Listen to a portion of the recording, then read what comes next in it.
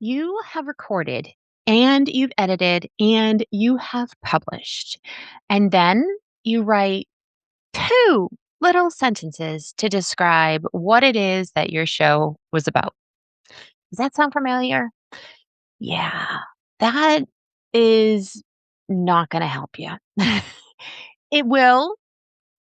It's a start, but let's dive deeper into show notes or show summaries.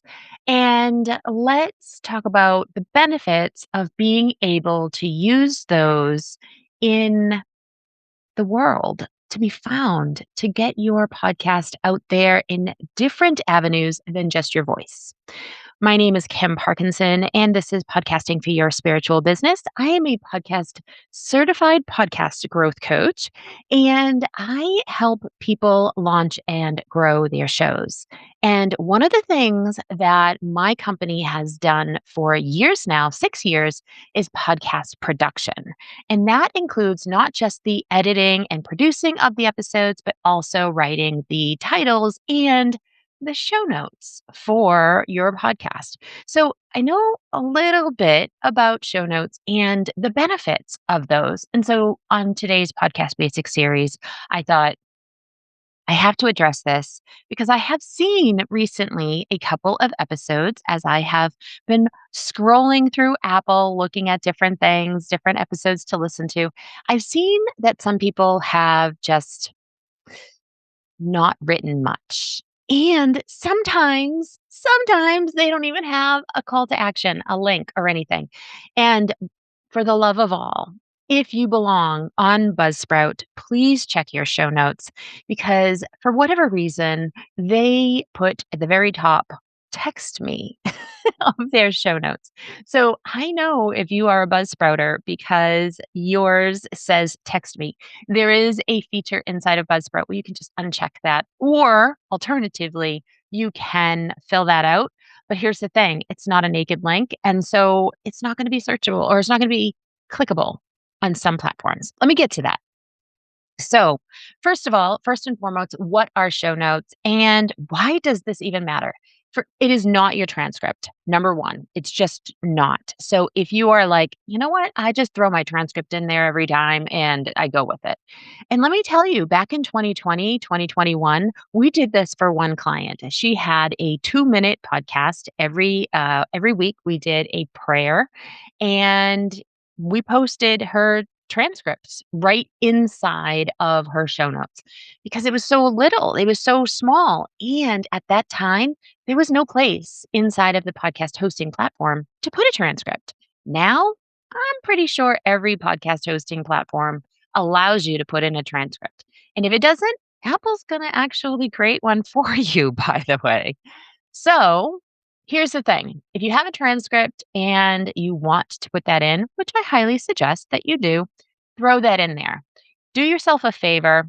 I'm really bad at this. I say this myself. Put your name in there, not just say speaker. I'm really bad at this myself. I allow it to do the transcript and then I cut and paste and then I move on. But in clients, I always try to make sure that theirs says their name. If you ever find one of mine or anyone that you've seen, yeah, just let me know and I'll fix it. But yes, the transcript goes in its own special spot. So that is not what a show note is. A show note is basically a summary of what it is that you talked about. It's a written companion of your episode. Think of this as a small little, maybe advertisement of what it is that you talked about within that episode. Listeners can read these and they can then maybe determine whether or not they want to continue on. Now, this show notes, show summaries, I'm not sure if there is a delineation between show notes and show summaries. I kind of use them interchangeably. You will probably find somebody out there that says, no, show notes are this and show summary is this. When I mean show summary, I am actually talking about the episode of a show for show notes, show summary. I'm not talking about the podcast description. That is something totally different. We've talked about that before. I'm talking about the individual episodes, show notes, show summary. So these show notes, these show summaries, they're actually not searchable within podcast apps. So they're not searchable for Apple, Spotify, Overcast, Podcast Addict, any of those. You're not going to be able to type in a keyword and it's going to look through your show summary, show notes for that keyword. That's why it's so important that you put the keywords in your title and in your description and in your actual podcast name itself, because those show notes, show summary, are not searchable in a podcast app. Now, they are searchable if you have done a couple of different things. They're searchable through Google or any other platforms inside of your website, or if your hosting platform has a podcast website for your show. And I know Captivate does this, Buzzsprout does this. I think Libsyn does this. Almost all of them, I believe, do this. Those are actually searchable through Google and through Bing and all of that. So as long as you have said, yes, I would love to have a website for my podcast, then yes, they will be searchable within your hosting platform on the web. And then if you have them on your own website, they will be searchable on your website. Now, something like Captivate actually has a plugin for WordPress, super, super sweet. So you never have to do anything. It just automatically gets pushed over. If yours doesn't automatically get pushed over, I do highly suggest maybe you create a blog post every week for them. I know this is a lot of work or a lot of additional work, but it could be worth it in the end because of the searchability factor of this. And that's going to not just play out with Google and Bing and all of those other places, Safari, but this is also going to be searchable with AI. Now, podcast audio is not searchable. So anything that you say is not going to be searchable. They don't get indexed by Google. They don't get indexed by any of those. It's just not there yet where what you say is going to be searchable. Your show notes are what is searchable. And that is it's a text footprint that you are putting out there into the world. Every episode has that opportunity to be something bigger that revolves around your ideal client or your ideal listener. And you want to make sure that you think of each of those episodes as like a mini blog post or a mini searchable, findable, indexable web page for you and your show. If they're one on your website or two on your hosting platform's website and they're searchable. Now, again, when I say your website, if you're using Substack as your website, that could be it. If you're using something else as your website, Wix or whatever it is on your website, all of that, as long as your show notes have their own page, the episode and your show notes have their own page. Usually the transcript's on there too, which again, just more keywords added to this, right? So now, AI tools like ChatGPT and Perplexity and Claude and all those other ones there that are out there, they do crawl public web pages. And this is going to include your host's page and your website page. So you definitely want to make sure that these are on here. And this is one of the reasons I'm kind of building up to one of the reasons why you really need to have show notes, because two sentences are not really very searchable, right? They don't really give you a full picture here. So when AI is searching for your podcast information, this is now called generative engine optimization. And I did have to look that word up. And if you saw me looking down, that is correct, because I was like, what is that word? Generative engine optimization. It's writing context that AI search tools can find and cite, not just for Google. That's what the definition there is. And yes, I am reading it from my page here. So what does this mean practically? It answers questions directly and specifically. AI loves clear, structured answers. So if you have anything in particular that you are talking about in your show, maybe you should make sure that there is a question and answer. So if you are talking about what are podcast show notes are, you could actually add something more into that for your show notes here. You want to make sure that it's specific. And here's the other thing, keyword rich. This is always, always, always, I'm always going to bring this back to keywords, right? Inside of your first paragraph, I really want you to start that very first sentence within that paragraph with a strong opening keywords. Lots of keywords within that. Okay, if you start it with a or the or whatever, sometimes that happens, sometimes that's okay. Here's the other thing. I personally dislike in this episode, but that doesn't mean that you can't put it in there. It just means that there could be other ways because so many people actually already write that. So could you add in 3 to 5 really strong, like, keywords instead of in this episode or something like that, right? You wanna really start that off with a bang, like, make sure that you write, "Show notes are specific," or something like that. How I usually do my show notes within my clients and my own is I usually have like a little hook at the very beginning. So some type of a question or some type of a keyword rich, like bam, like that's the first thing. Then I have another paragraph that also has some keywords and it kind of goes into a little bit more of what we're talking about. And then I end it with maybe some type of a next step type thing. Now, when you do that, you can also do additional pieces that are going to help not only your podcast SEO on your website and on those hosting platforms, but maybe within your Substack or within, wherever you are. And here's the other thing. If you train your AI or whatever tool you're using to help you with your show notes, even if it's just your brain, you can also pull out 3 to 5, like, key takeaways, and those could be quote graphics, audiograms, reels. They could be blog posts on their own. Maybe they are something that you talk about in your newsletter. Maybe it's a couple of Pinterest pins. Maybe it's a TikTok that you want to record. Maybe it is information for a new podcast, or maybe it's a topic that you can talk about within a guest blog post or a guest podcast or a guest newsletter, any of those things, right? So look at, I got 9 of them here. I'm sure there's 10. I'm sure there's more, but there's lots of opportunities if you can pull out 3 to 5 key takeaways of each episode. Now, I don't do that within everybody's. I do that for some of my corporate clients because they use the show notes as a blog post directly.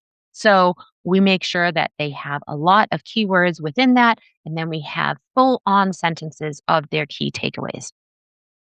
Could I do this for my other clients? Absolutely. But my other clients don't use these directly as blog posts. So again, it's kind of how you use it and how much you want to use it, right? So this is also dependent on how much energy and effort you want to put into this, right? So if this is a lot, then just leave the show notes as a hook, a paragraph about what's going on, another paragraph to wrap it up, and then one link to end it all. Now, I say that one link should be a CTA. Usually it's to your newsletter. Usually it could be to maybe your Substack community, or it could be to your Facebook page, your Instagram. Your Facebook, your Instagram are probably not, what's the word here I'm thinking of, are probably not as quantifiable as to your newsletter or maybe to your Substack, because to your newsletter or to your Substack, what's going to happen is they are then going to hopefully click on the link and you're going to be able to see that they actually joined, and that is going to just increase those numbers and then you can nurture them from there, right? Whereas if they just join you from Instagram or follow you on Instagram or Facebook or TikTok or any of those, yes, if you are active on those, it could be beneficial. But if you're not active, or perhaps, people just find you randomly, you don't know if they came direct from the podcast. So there's always like a plus and minuses here for that.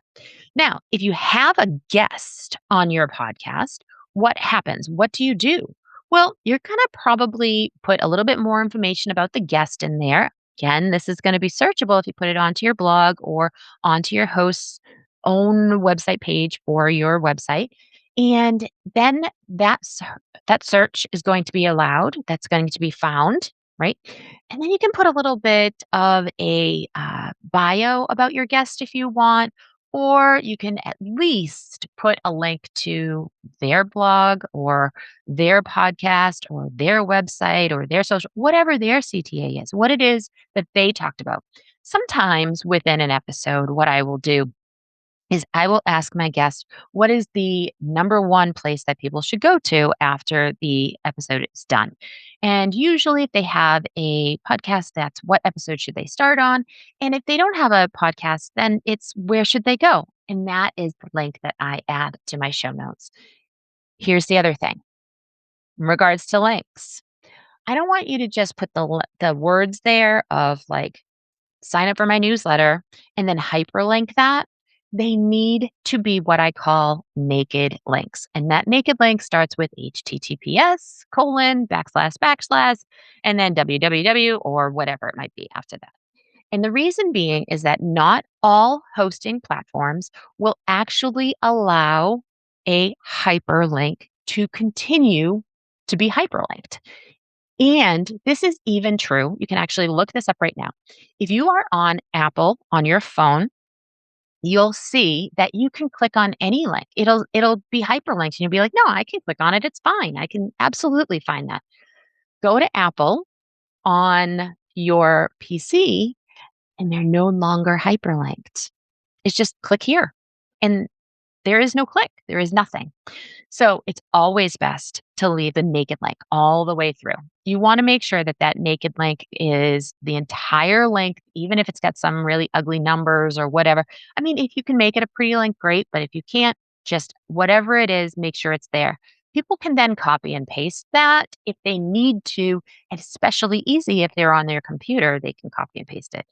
It is a little bit of a nudge, but some distribution platforms do not allow hyperlinks and don't allow links at all. And if your listener is listening there, then you don't want to lose that. So, naked links, it is. Okay, back to these show notes. So, you've done your show notes and you're going to put those up. Here's the other thing if your episode is really long, and I'm talking maybe an hour, some people have more than an hour episodes. Not my fave, but some people do. Here's the other thing. Add timestamps. Add those timestamps and tell people where they can listen to certain things.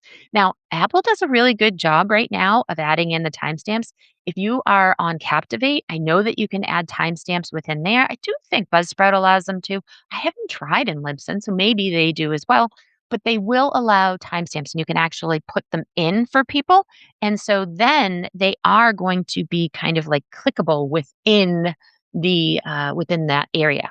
But if you don't put the timestamps in, clickable within the area, if the distribution platform allows it to be clickable. If it doesn't allow it to be clickable, this is why adding in the little at 5 minutes and 36 seconds, I talked about blah, blah, blah. You want that to be in there because then people can scroll to 5 minutes and 36 seconds. There is some talk, and this has happened in the past where people have said, you know, I don't like to add timestamps because then people don't listen to the whole episode. But here's the thing. You know what? If they listen to that timestamped piece and you had valuable information, they'll be back. They'll want to know more. So it's not going to be a lose for you on this. It's going to only be a win because one, they've listened.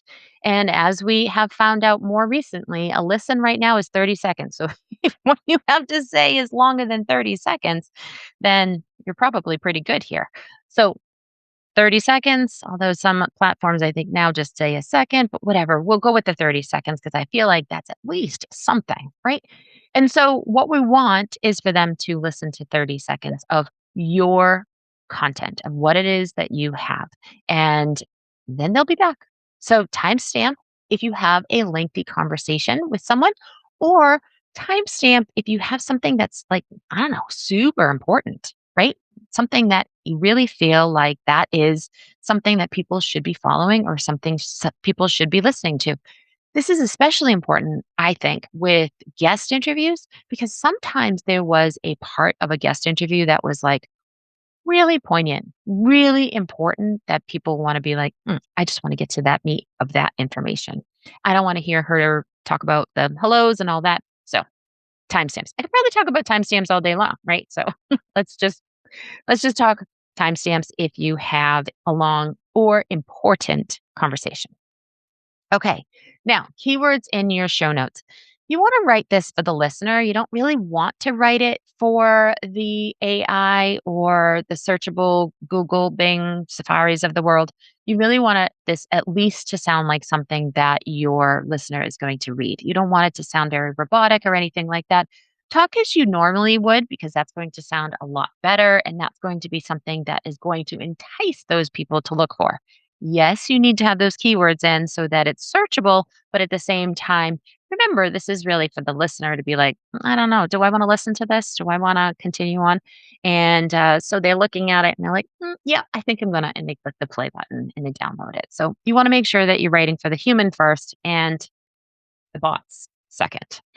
All right. So, what kind of tools can help you? So, of course, if you're using Descript, you can always go ahead and you can download the transcript. You can run that transcript through any of your AI platforms that you might have and ask for, some type of a formula or whatnot to get your show notes out there.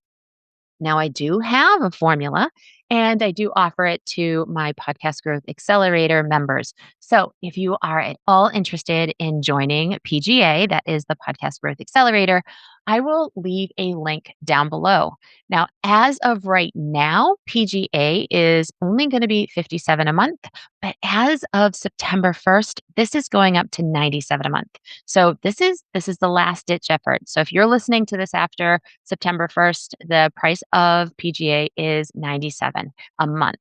Now, let me tell you, that's actually still a really good deal because you get not only some information from me every month and a masterclass and sometimes templates and sometimes all sorts of good stuff, but you also get office hours with me. So I have office hours every Monday from 3 to 3:30 Eastern time, and you can come in and talk about anything that you might have a question about your podcast for. So it is a good deal. I will leave that down below, and you can go ahead and join that. And that is also I will also, once you join, just mention that you heard this episode, and I'll send you over my framework for podcast show notes so you can have those. All right.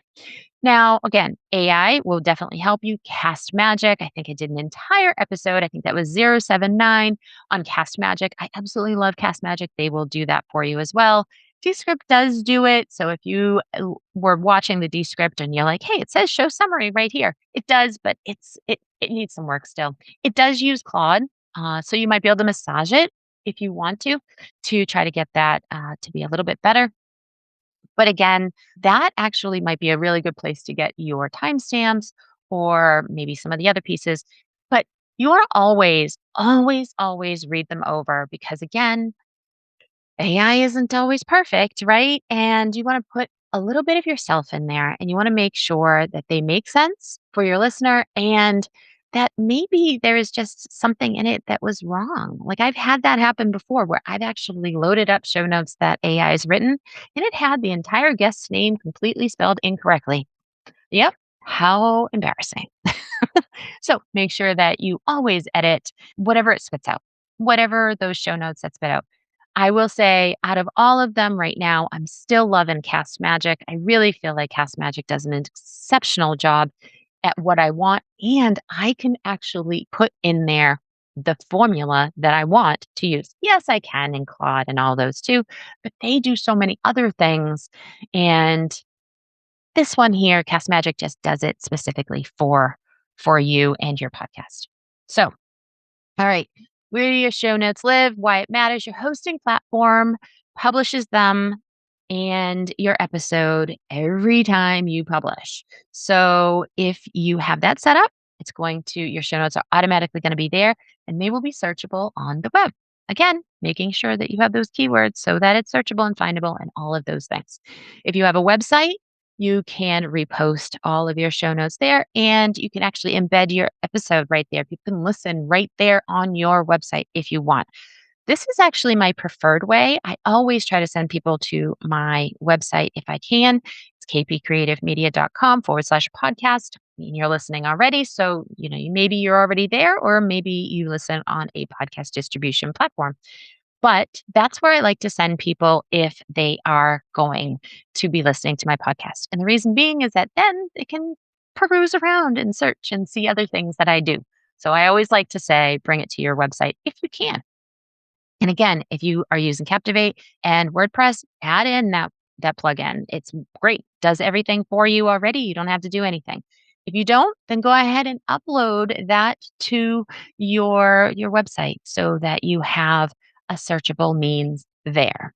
And then, yeah, if you're using Substack, go ahead and upload there if you want. Or if you're using Beehive, that's another one. If you want to you choose that, go right ahead and make sure that your show notes are up there so that they're searchable and findable.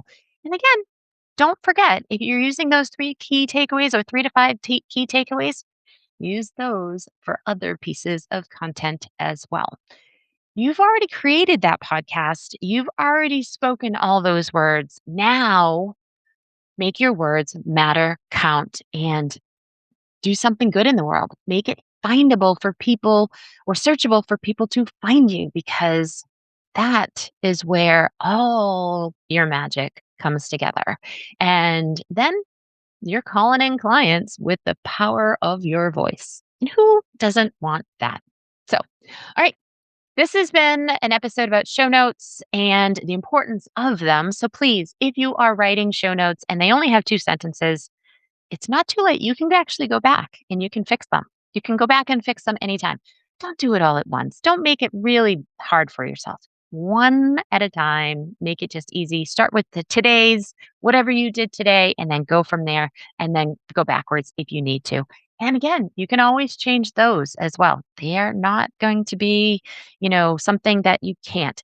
And by the way, in the future, it could be that show notes are even more valuable. So always keep that in mind because AI and the search engines and everything else are changing all the time. And so you never know when the tides will turn and on those distribution platforms, show notes will matter. So keep up with it now and get ahead of the curve for whatever comes down the pike in the future. All right. This has been another episode of Podcast Basics. I hope you've learned a few things about show notes and has inspired you to update or change or take another look at your show notes. So until next time, where your voice flows, your business grows. My name's Kim Parkinson, and this is Podcasting for Your Spiritual Business. See you next time.